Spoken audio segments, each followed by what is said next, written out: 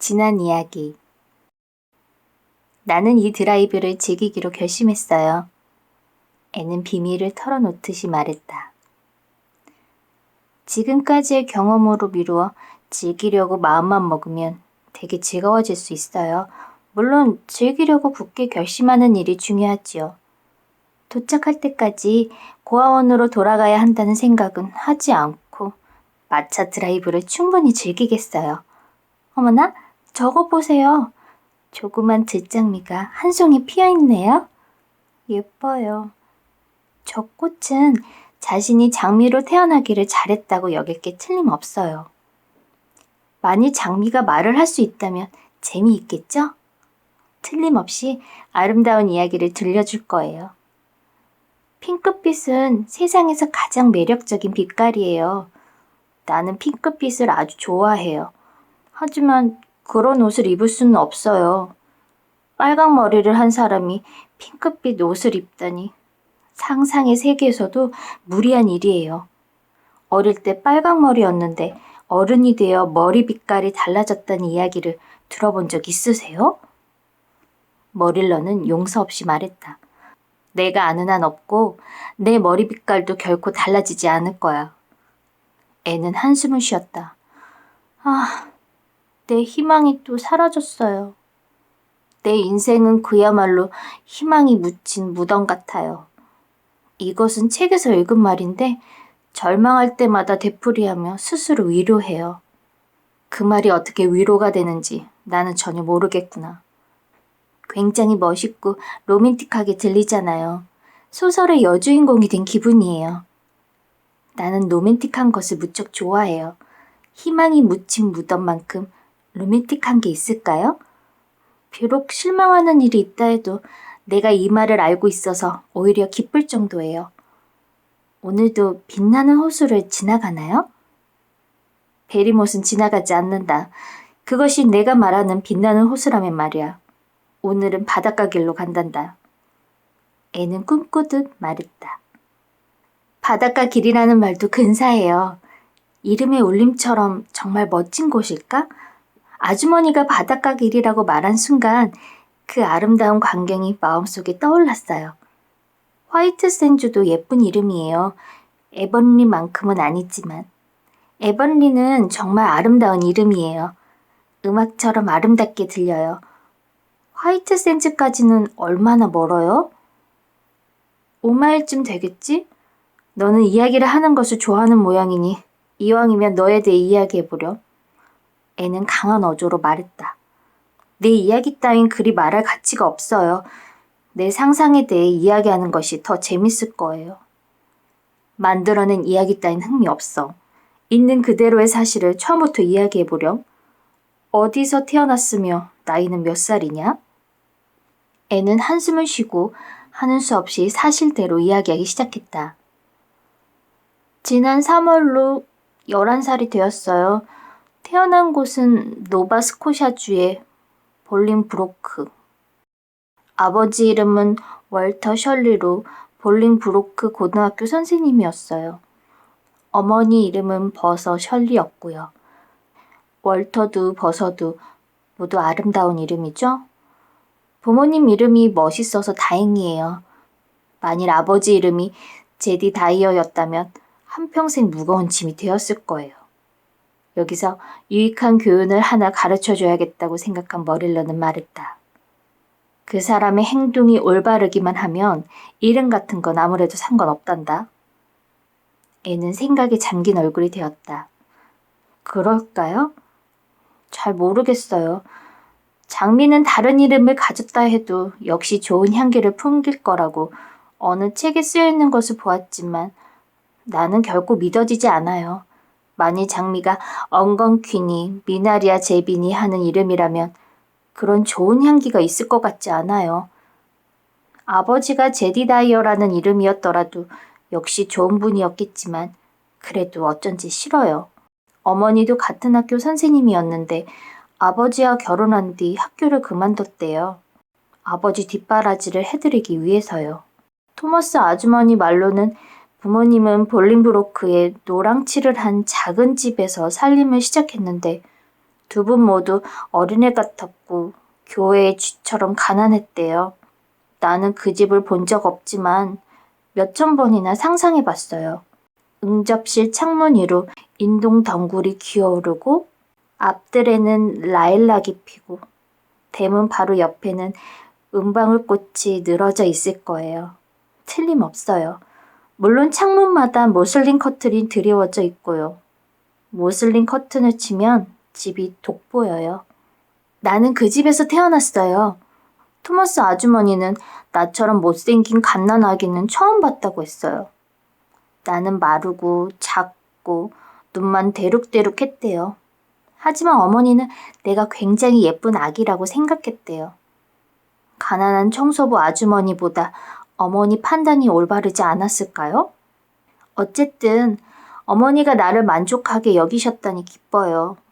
만일 내가 어머니를 실망시켰다면 슬퍼서 견딜 수 없을 것 같아요.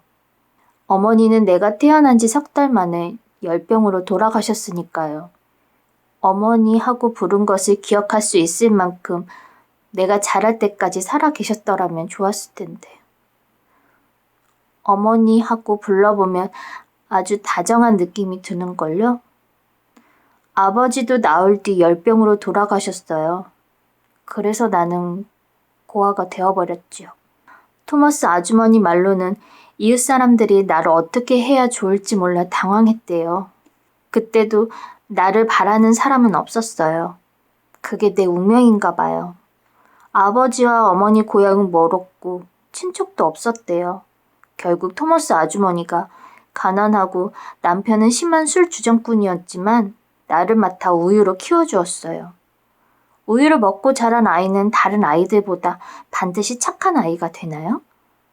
내가 장난칠 때마다 토머스 아주머니는 우유를 먹어 키웠는데 어째서 그렇게 나쁜 짓을 하느냐고 꾸짖었거든요. 토머스 씨네가 볼링브로크에서 메리스빌로 이사하자 나도 함께 갔어요. 나는 8살 때까지 그 집 아이들을 돌봐주며 살았어요. 나보다 어린 아이들이 넷이나 있어 손이 많이 갔어요. 그런데 어느 날 토마스 아저씨가 기차에 치여 세상 떠났어요. 아저씨의 어머니가 아주머니 아이들을 맡게 되었지만 나는 남의 아이니 필요 없다고 했어요. 그래서 아주머니는 어찌할 바를 몰라 했어요. 그때 강상류에 살던 해먼드 아주머니가 나를 맡겠다고 했어요. 내가 아이들을 잘 돌보는 것을 알고 있었거든요. 강상류의 숲을 베어낸 조그만 개간지에서 나는 해먼드 아주머니와 함께 살았어요.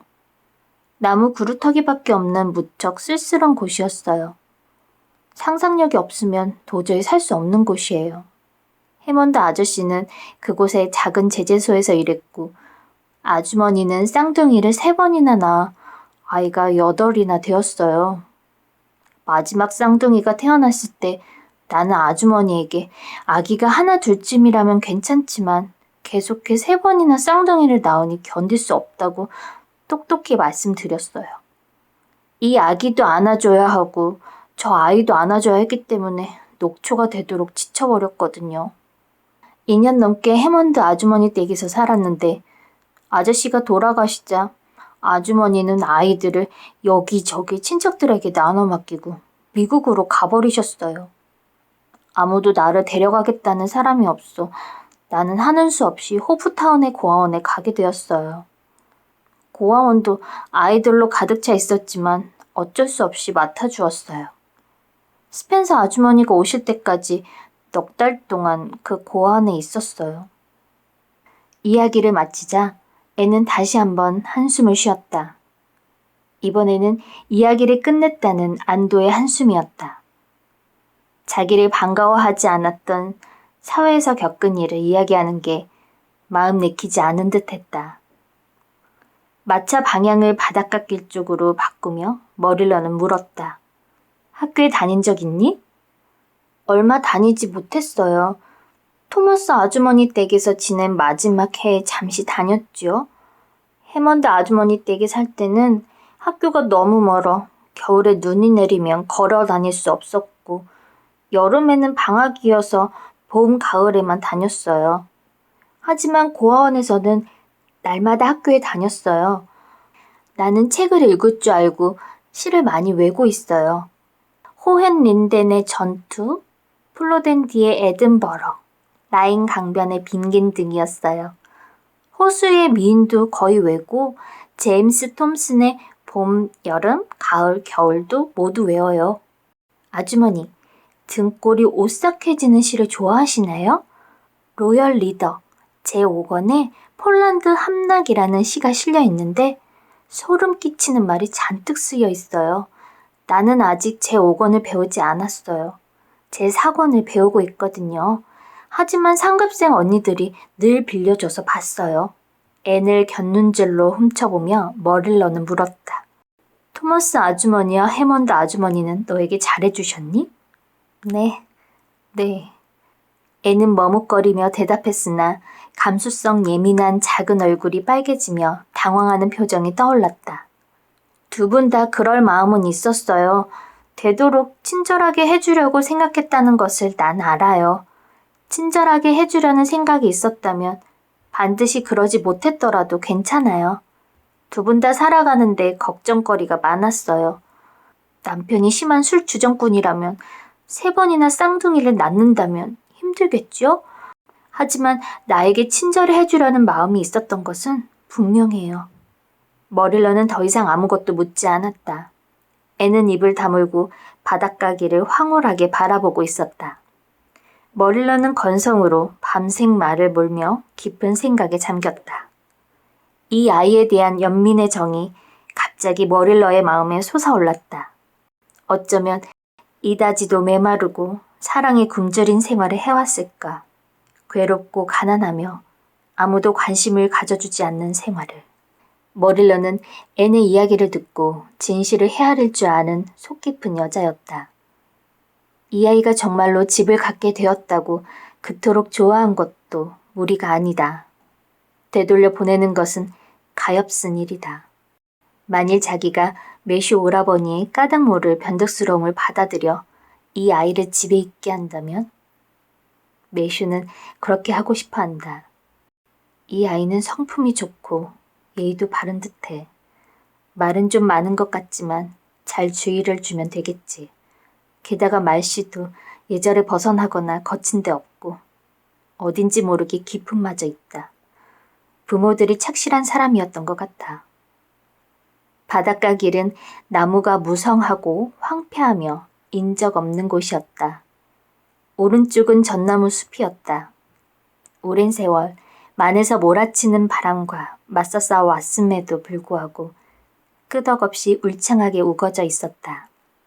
왼쪽에는 가파른 붉은 사암 절벽이 거의 길까지 다가와 솟아있어 이 밤생 말처럼 침착한 앞말이 아니었다면 마차에 탄 사람의 간을 서늘하게 했을 것이다. 절벽 밑에는 파도에 깎인 큰 바위며 바다의 보석 같은 잔돌이 깔린 은밀한 모래밭 강어기가 군데군데 있었다.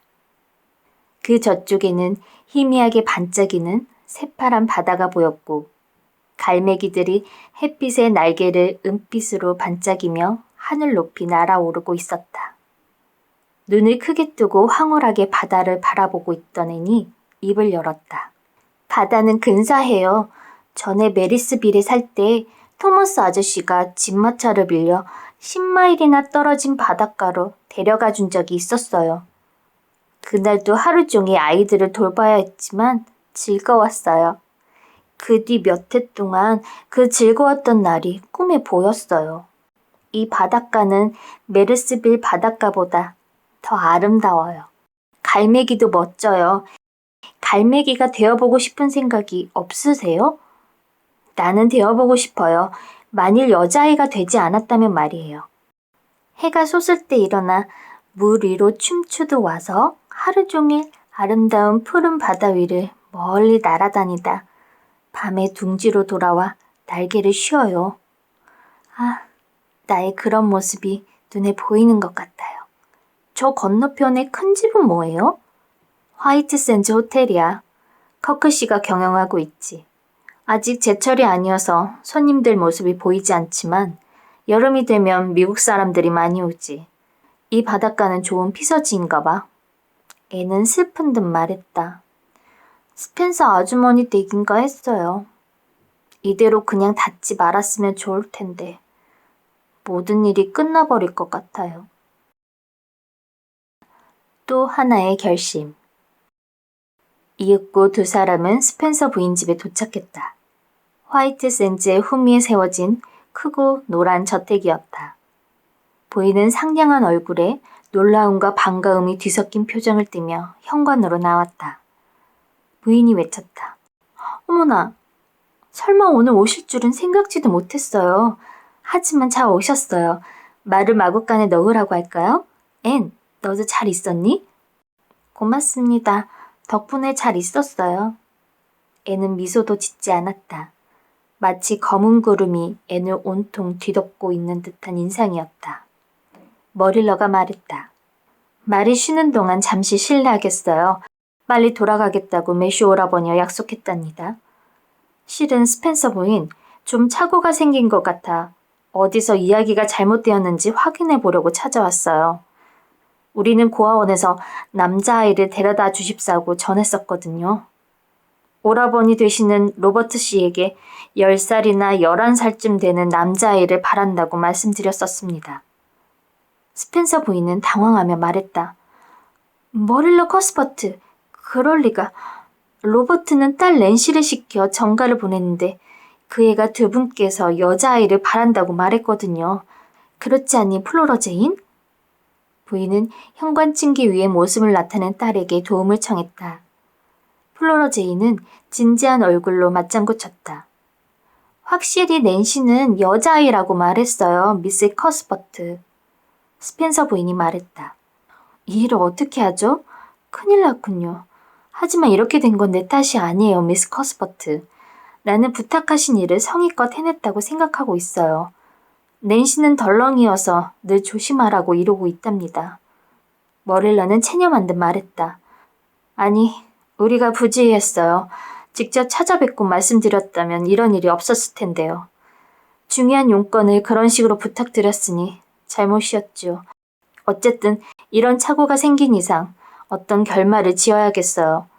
저 애를 고아원으로 돌려보낼 수 있을까요? 다시 받아줄까요? 스펜서 부인은 생각에 잠기며 말했다. 아마도 가능하겠지만 저 애를 돌려보낼 필요는 없다고 생각해요.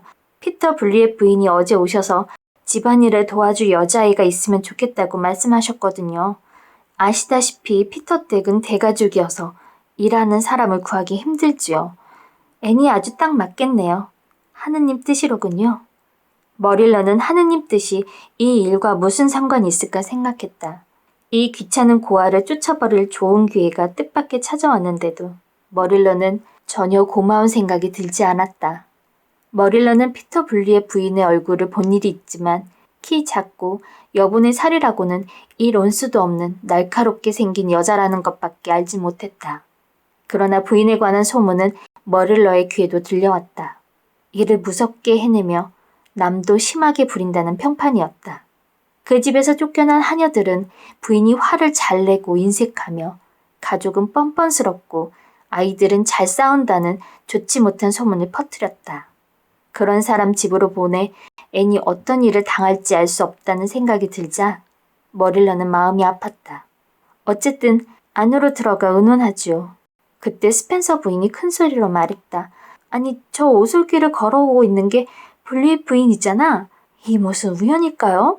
스펜서 부인은 세 사람을 응접실로 안내했다. 응접실은 몸이 떨린 만큼 싸늘했다. 짙은 녹색 블라인드를 오랫동안 닫아두어 방 안 공기는 따스함을 잃어버린 것 같았다. 마침 잘 됐어요. 이 자리에서 문제를 해결할 수 있으니까요. 안락 의자에 앉으세요, 미스 커스버트. 애는 이 보조 의자에 앉으렴. 얌전히 굴어야 한다. 모자는 여기에 놓으세요. 플로러 제인, 주전자를 불에 올려다오. 어서 오세요, 블리의 부인. 이야기할 게 있는데 마침 잘 오셨어요. 인사하세요. 이분은 블리의 부인, 이분은 미스 커스버트예요. 아, 잠시 실례하겠어요. 플로러 제인에게 오븐에서 과자빵을 내놓으라고 말하는 것을 잊었어요.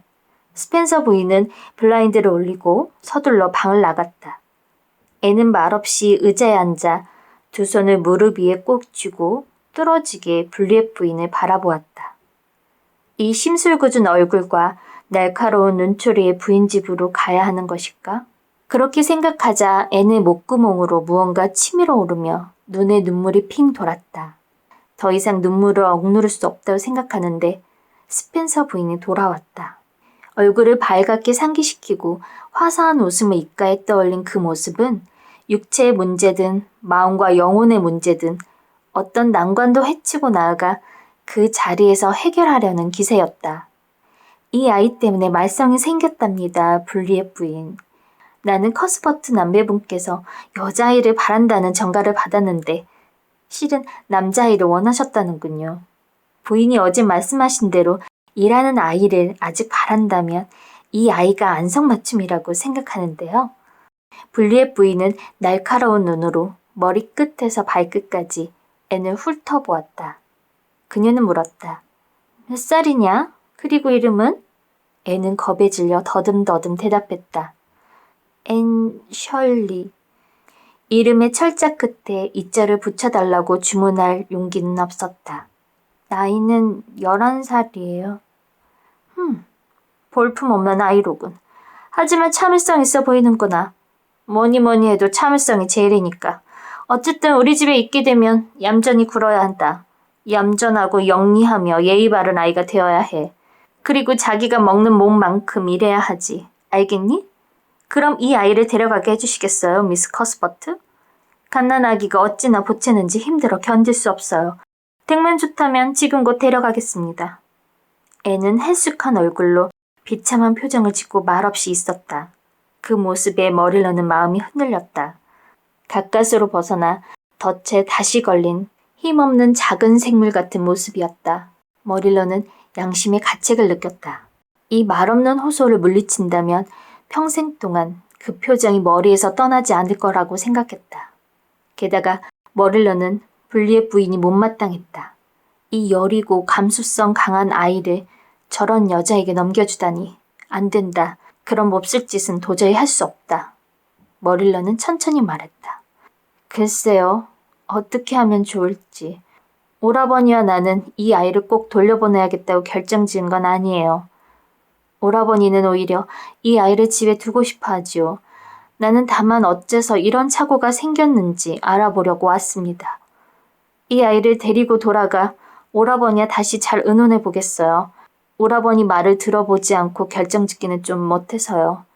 우리 집에 두지 않게 되면 내일 밤 이 아이를 댁으로 데려가든가 누구 편에 보내도록 하겠어요. 내일 안으로 아무 소식이 없으면 이 아이는 우리 집에 살게 된 것으로 여겨주세요. 괜찮겠죠, 블리엣 부인? 블리엣 부인은 퉁명스럽게 대답했다. 하는 수 없죠.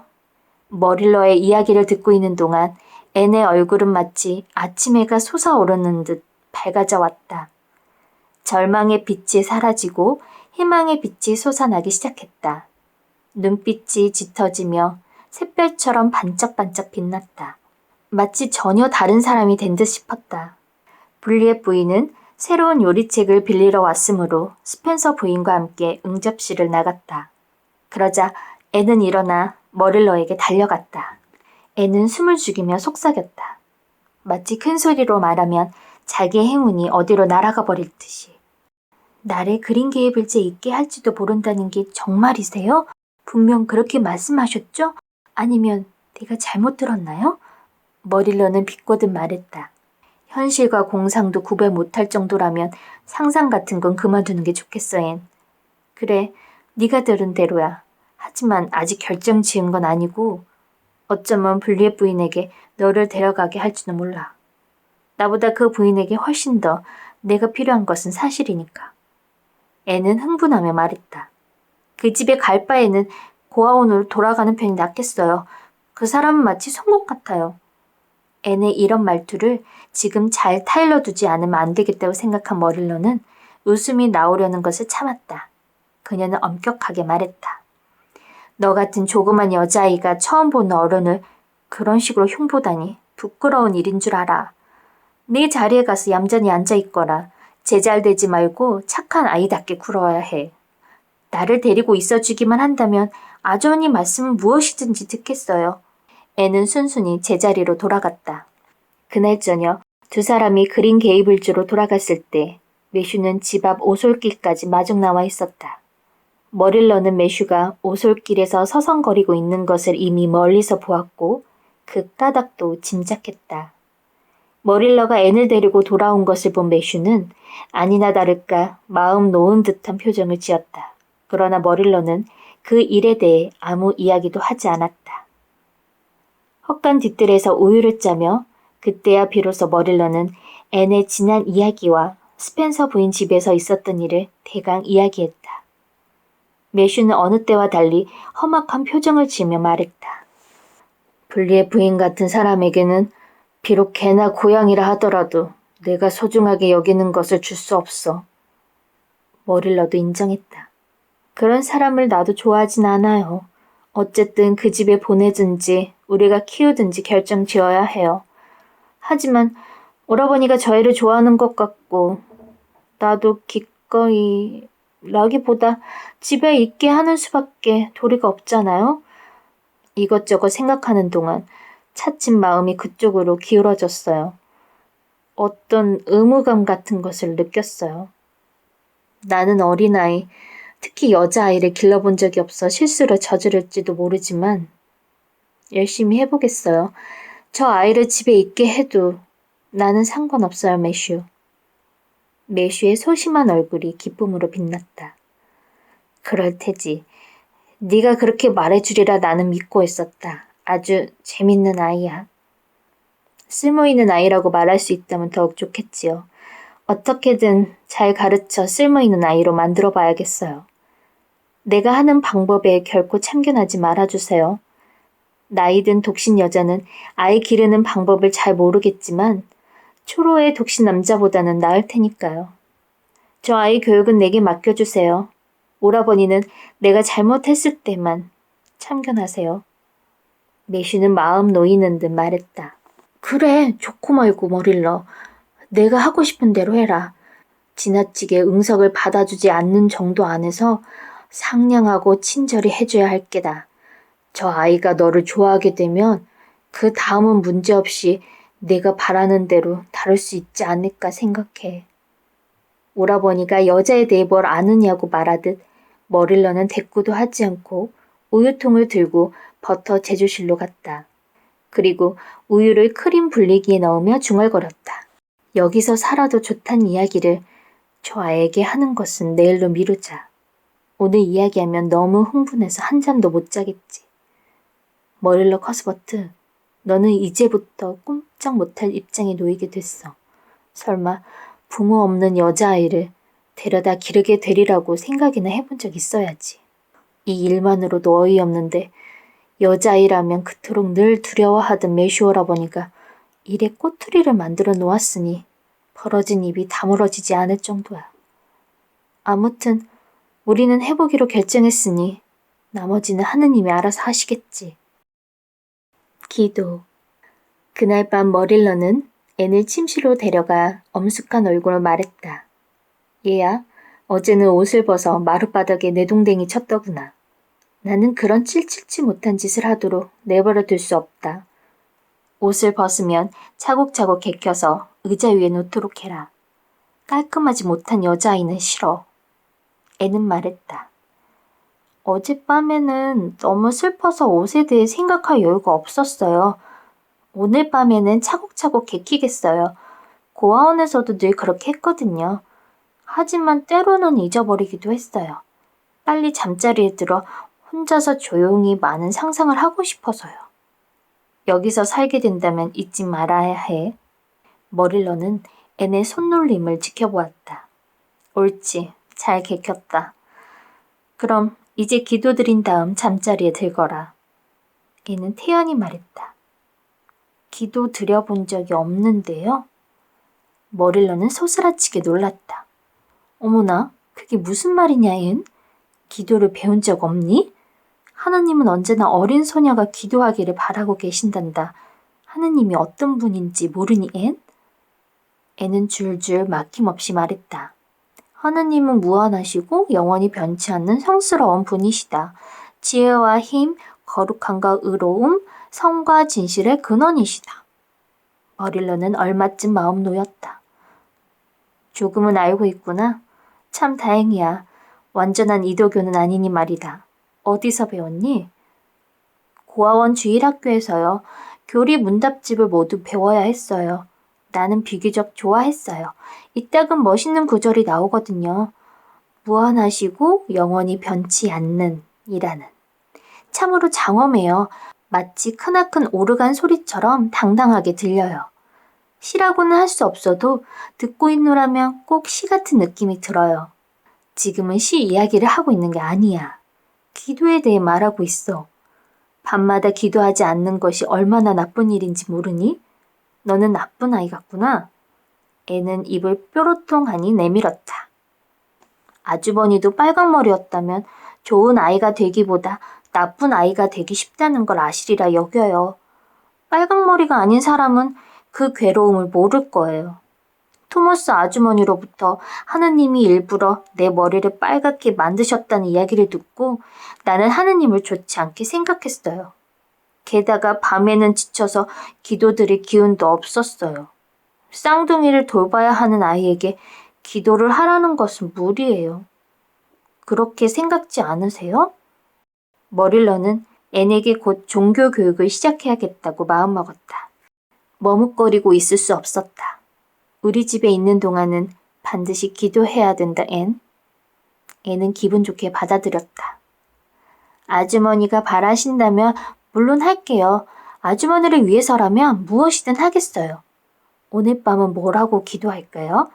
내일부터 할 기도는 잠자리에 들어서 멋진 말을 생각해내야겠어요. 가슴이 두근거려요. 그러고 보니 기도란 제법 재밌을 것 같아요. 이 아이는 하느님이며 기도에 대해 정말로 이해하고 있는 것일까? 머릴러는 당혹감을 느끼며 말했다. 먼저 무릎을 꿇어야지. 애는 머릴러의 발 아래 무릎 꿇고 진지한 얼굴로 올려다보았다. 어째서 기도드릴 때는 무릎을 꿇지요? 진심으로 기도드리고 싶을 때 내가 어떻게 하는지 가르쳐 드릴까요? 나 혼자 넓은 들판이나 깊은 숲속에 들어가 하늘을 올려다봐요. 끝없이 새파래 보이는 저 아름다운 하늘을 높이 높이. 그러면 마음의 기도가 느껴져요. 네, 무릎을 꿇었어요. 뭐라고 기도드릴까요? 머릴러는 더욱더 난처해졌다. 머릴러는 하느님, 이제부터 누워서 자겠습니다. 아이들이 흔히 드리는 예로부터 잘 알려져 있는 기도를 앤에게 가르치려고 생각하고 있었다. 그러나 앞서도 말했듯 머릴러는 얼마쯤 유머 감각이 있는 여자였다. 즉 모든 일에는 그 격에 맞는 취향이 있음을 알고 있었다. 하얀 잠옷을 입은 아이가 어머니 무릎을 맴돌며 잘 돌아가지 않는 혀로 말하는 것 같은 그처럼 단순하고 짤막한 기도는 이 조숙한 주근깨 투성이 여자아이에게 도무지 어울리지 않는다는 것을 그녀는 깨닫고 생각을 바꾸었다. 사람의 애정을 받아본 일 없는 애니 그 애정을 통해 느낄 수 있는 하느님의 사랑을 깨닫지 못하여 기도를 대수롭지 않게 여기는 것도 무리가 아니었다. 그래서 머릴러는 말했다. 너는 혼자 기도드릴 수 있을 만큼 큰 아이니까 스스로 생각해 보렴. 하느님의 은총에 감사하고 내 소망을 이루어 주십사 기도드려라. 그럼 열심히 해보겠어요. 머릴러의 무릎에 얼굴을 묻고 애는 기도했다. 하늘에 계신 은총이 가득하신 하느님, 교회에서 목사님이 그렇게 말씀하셨으니 혼자 기도드릴 때도 이렇게 하면 되겠죠? 애는 잠시 고개를 들고 머릴러를 본 다음 다시 숙였다. 하늘에 계신 은총이 가득하신 하느님, 환희의 하얀 길이며 빛나는 호수며 본이며 눈의 여왕을 알게 해주셔서 감사드립니다. 진심으로 감사드립니다. 지금으로서는 감사드릴 게 이것뿐입니다. 소원에 대해서는 너무 많아 모두 말씀드리려면 시간이 걸리니까 가장 중요한 것 2가지만 말씀드리겠습니다. 부디 나를 그린 게이블지 살게 해주세요. 또 하나는 자라서 아름다워지게 해주세요. 부탁입니다. 이만 그치겠습니다. 앤 셜리. 이만하면 될까요? 애는 일어서며 진지한 얼굴로 물었다. 좀 더 생각할 시간이 있었다면 꽃처럼 아름다운 말을 할 수 있었을 거예요. 가엾게도 머릴러는 깜짝 놀랐다. 그러나 앤의 이런 터무니없는 기도는 하느님을 공경하는 마음이 부족해서가 아니라 다만 종교에 대해 잘 알지 못하기 때문임을 알 수 있었다. 머릴러는 앤을 잠자리에 들게 하고 이불을 덮어주며 내일은 무슨 일이 있어도 기도하는 법을 가르쳐줘야겠다고 마음속으로 생각했다. 머릴러가 촛불을 들고 방을 나가려는데 앤이 뒤에서 불렀다. 지금 막 생각났는데 기도 마지막에 이만 그치겠습니다 대신 아멘이라고 해야 했을 것 같아요. 목사님들이 하듯이 말이에요. 그것을 그만 잊고 기도에는 끝맺음을 해야 한다는 생각에 그렇게 말했어요. 그 때문에 효과가 다를까요? 글쎄, 그리 나쁘다고 할 수는 없을 것 같구나. 자, 착하지? 잘 자거라. 오늘 밤은 마음 놓고 안녕히 주무세요라고 할 수 있어요. 애는 행복스러운 듯 얼굴을 베개에 묻었다. 머릴러는 부엌으로 돌아가 식탁 위에 촛불을 단단히 세운 다음 눈을 똑바로 뜨고 매슈를 바라보며 말했다. 매슈 커스버트, 저 아이는 역시 누군가가 잘 가르쳐야 해요. 저 아이는 이교도와 다를 바 없어요. 오늘 밤 처음으로 기도를 하다니 믿을 수 있겠어요? 내일은 목사관에 가서 새벽녘을 모두 빌려와야겠어요. 그리고 사람들 앞에 내보내도 좋을 알맞은 옷을 만들어 입혀 곧 주일학교에 보내겠어요. 이제부터 무척 바빠질 거예요. 아무튼 세상이란 어려운 일을 함께 나누어 겪도록 되어 있나 봐요. 지금까지 나는 한가롭게 살아왔지만 이제 내게도 차례가 돌아온 셈이에요. 힘껏 해볼 테니 두고 보세요.